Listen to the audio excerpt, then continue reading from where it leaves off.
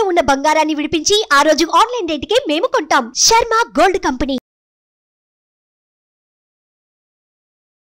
నమస్తే గురుగారు. నమస్కారం గురుగారు, ఫిబ్రవరి నెలలోని ద్వాదశ రాశుల్లో కుంభరాశి వారికి ఈ మాసం అంతా ఏ విధంగా ఉండే అవకాశం? తప్పకుండా అమ్మ. కుంభరాశి అనగానే మనకి ధనిష్ట 3-4 పాదాలు, శతభిషం 1-2-3-4 పాదాలు, పూర్వభాద్ర 1-2-3 పాదాలు, మనకి ఈ నక్షత్రాలన్నీ మనకి కుంభరాశిలోకి వస్తాయి.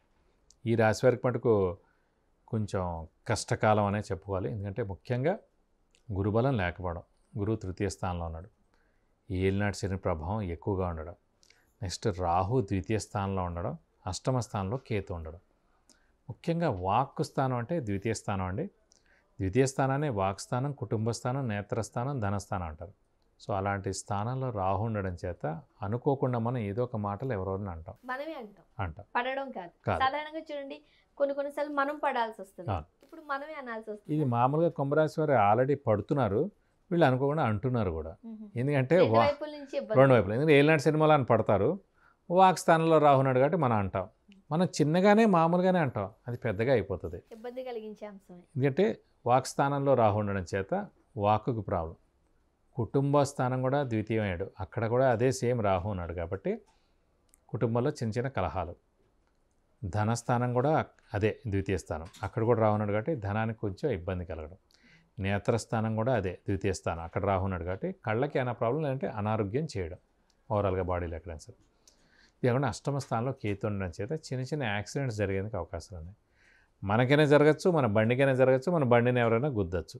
కొంచెం వెహికల్ డ్రైవింగ్ జాగ్రత్తగా చేయాలి, మాట అదుపులో ఉంచుకోవాలి, మౌనంగా ఉండాలి.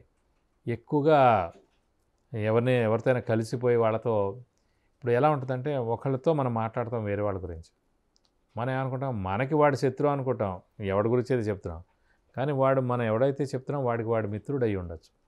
సో ఇది అనుకోకుండా ఇన్నాళ్ళు బాగానే నడుస్తుంది, కరెక్ట్గా వేరే మన టైం బాగాలేదు కాబట్టి వీడు వాడి మిత్రుడు చెప్తాడు మనకి ఎవడైతే శత్రువు, అప్పుడు అనవసరమైన అనర్థాలు జరుగుతాయి. ఇది ఆఫీసులో అవ్వచ్చు, కొలీగ్స్ మధ్యన అవ్వచ్చు, ఆఫీసర్తో అవ్వచ్చు, ఇంట్లో వాళ్ళతో అవ్వచ్చు, బంధువులతో అవ్వచ్చు. మౌనంగా ఉండడం ఉత్తమం. ఈ ఏలినాటి సినిమాలని ముఖ్యంగా పనులన్నీ ఆలస్యంగా అవడం, ఈరోజు జరగాల్సిన పని వారం తర్వాత అవడం. అలాగే ముఖ్యంగా కుంభరాశి వారికి బద్ధకం ఎక్కువగా ఉంటుంది. సో ఆ బద్ధకం ముందుగా తగ్గించుకోవాలి. అలాగే దైవబలం తక్కువగా ఉంది కాబట్టి దైవ నామస్మరణ ఎక్కువ చేయడం, దైవ కార్యక్రమాల్లో పాల్గొనడం, ఇవన్నీ చేస్తే కూడా కొంచెం గురుబలం పెరుగుతుంది. ఇది కాకుండా ముఖ్యంగా అదృష్టకారకుడు, యోగకారకుడు, లక్ ఫేవర్ చేసే గ్రహమైన కుంభరాశికి శుక్రుడు వచ్చి వ్యయ స్థానంలో ఉన్నాడు. కాబట్టి అదృష్టం కూడా ప్రస్తుతం ఈ నెలకైతే మటుకు 30%. దైవబలం లేదు, అదృష్టం లేదు, హార్డ్ వర్క్ మటుకు రాశ్యాధిపతి రాశిలో ఉన్నాడు కాబట్టి కొంచెం హార్డ్ వర్క్ పర్వాలేదు, ఒక 60%. కాబట్టి నన్ను అడిగితే మౌనంగా ఉండడం ఉత్తమం, అక్కలేని వాటి జోలికి వెళ్ళకపోవడం ఉత్తమం. అలా ఎన్నంటే ఇంకా ఎన్నైనా చెప్పచ్చు అన్నమాట. సో వెహికల్ డ్రైవింగ్ జాగ్రత్తగా, డబ్బులు పెట్టుబడి జాగ్రత్తగా, ఎవరికైనా డబ్బులు ఇస్తే కనుక తిరిగి రావు. సో ఇలాంటివన్నీ చాలా ఉన్నాయండి. సో కాబట్టి కొంచెం మౌనంగా ఉంటే మనకి ప్రశాంతంగా ఉంటుందని మనం అనుకోవచ్చు. గురుబలం సరిగ్గా లేదు అంటున్నారు, ఎంతవరకు నిజమంటారు? ముఖ్యంగా గురుబలం అంటే మనం ఇందాక చెప్పుకున్నా, మన రాశి నుంచి 2, 5, 7, 9, 11 స్థానాల్లో గురువు ఉన్నప్పుడే గురుబలం అంటారు. దాన్ని సంవత్సర కాలం పాటు గురుబలంగా తీసుకోవాలి.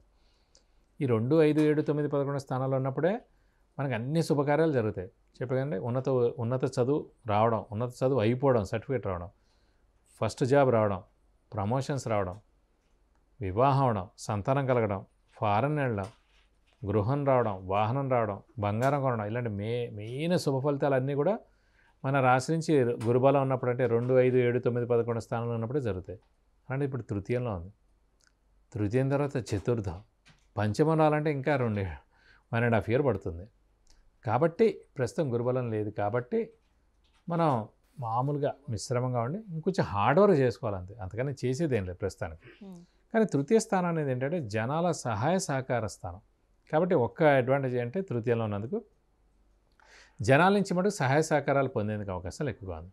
అది వ్యాపారస్తులకైతే కొంచెం ఉంటుంది, ఉద్యోగస్తులకు జనాల సహాయ సహకారాలతో సంబంధం ఉండదు. అంటే ఎవరైతే మీరు సొసైటీతో, పబ్లిక్తో మీరు టచ్ ఉండే జాబులు ఉన్నాయి, మార్కెటింగ్ కానివ్వండి, అంటే వ్యాపారం కానీ, వాళ్ళకి సహాయం ఉంటుంది, సహకారాలు ప్రజల నుంచి. మామూలు ఉద్యోగస్తులు డైరెక్ట్గా ఆఫీస్కి వెళ్తారు, ఇంటికి వస్తారు, వాళ్ళకి ఏమి ఉండదు. కాబట్టి ఆ ఫీల్డ్స్లో వాళ్ళకి ఉపయోగకరంగా ఉంటుంది. కానీ మామూలు వాళ్ళకి ఏమి ఉండదు. మరి ఆర్థికంగా ఈ నెలలో ఎలా ఉండే అవకాశం ఉందంటారు? ఆర్థికంగా మటుకు చాలా కష్టం అండి. ఎందుకంటే ఇంట్లో పెద్దవాళ్ళు, చిన్నపిల్లలు, తల్లిదండ్రులు, అయితే ఈ రాశి వాళ్ళు ఎవరెవరికి అనారోగ్యం చేయడం, డబ్బులు ఖర్చు అవ్వడం, బంధువులతో ఇల్లంతా కూడా కళకళలాడుతూ ఉంటుంది. ఏదో ఒక విధంగా పేరు చెప్పి ఖర్చు వస్తారు, అవుతూనే ఉంటుంది. పడితేనే ఖర్చు. వాళ్ళు 1 వీక్ ఉన్నారంటే చాలా అయిపోయింది. ఈ సిటీలో మీరు వాళ్ళకి భోజనం పెట్టి లేదా బయట తినిపించి ఇవన్నీ తిప్పించారంటే చాలా అయిపోయినట్టే. కాబట్టి అలా ఖర్చు అవుతుంటుంది. అలాగే వృధా ఖర్చు ఉంటాయి. అదే కాకుండా ఎవరో డబ్బులు అడుగుతారు, అది ఇవ్వాల్సి వస్తుంది. అప్పులు వాళ్ళ బెడద తప్పదు, షూరిటీస్ పెట్టకూడదు, స్పెక్యులేషన్స్ వాళ్ళకి వెళ్ళకూడదు. ఇన్ని ఇబ్బందులన్నీ ప్రస్తుతం అనుకోకుండా కుంభరాశి వారికి వచ్చి పడ్డాయి. మొత్తం 12 రాశుల్లో ఎక్కువగా కష్టపడేది పాప కుంభరాశి వారే అని చెప్పుకోవాలి. ఎంత లాంగ్ పీరియడ్ కూడా ఉంది కదండి? లాంగ్ పీరియడ్ ఉంది. అంటే కనీసం గురుబలం రావాలన్నా మనకి ఇంకా 1.5 year పడుతుంది. అంటే 2025 ఏప్రిల్ దాకా ఈ ప్రాబ్లమ్స్ ఉన్నాయి, ఇబ్బందులు ఉన్నాయి. సో ఒక రకంగా చెప్పాలంటే మధ్యలో పెట్టేసి చుట్టూరు శత్రువులు ఉన్నట్టే. శత్రువులు అలాగే శత్రువులు కూడా పెరుగుతారు. వాళ్ళకి పరిష్కారాలు అంటే సేమ్ మనకి శనికి చెప్పే పరిష్కారాలు.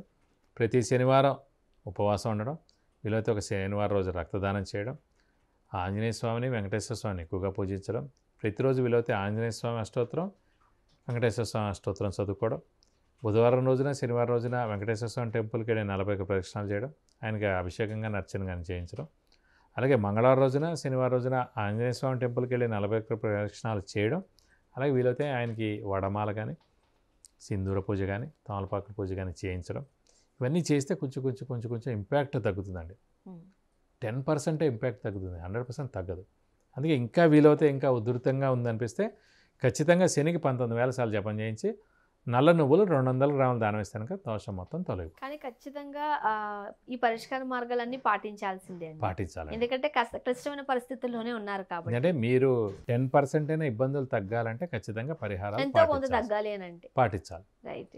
ఇది ఇంకొకళ్ళకి మటుకు ఏం కాదు, వాళ్ళ జాతకం 90% ఇండివిజువల్గా బాగున్నప్పుడు ఈ ఇంపాక్ట్ అంతా 30-40 ఉంటుంది. వాళ్ళ జాతకం 90% బాగుండాలి ఇండివిజువల్గా. ఓకే, వాళ్ళది బాగాలేదు మీడియంగా ఉంది, ఇది మీడియంగా ఉంది, రెండు కలిపి కొడతాయి అనమాట. ఇంకా ఇబ్బందికరమైన పరిస్థితి ఖచ్చితంగా ఉంటుంది. ఇప్పుడు ఈ కుంభరాశి ఇది ఉంది కాబట్టి ఇప్పుడు లాస్ట్గా చూడండి ఇంకొక 10% వాస్తు ప్రాబ్లం కూడా. ఇప్పుడు ఏదో ఎక్కడైతే ఉన్నారో ఆ ఇల్లు వాస్తు ప్రాబ్లం కూడా ఉంటూ ఉండదు.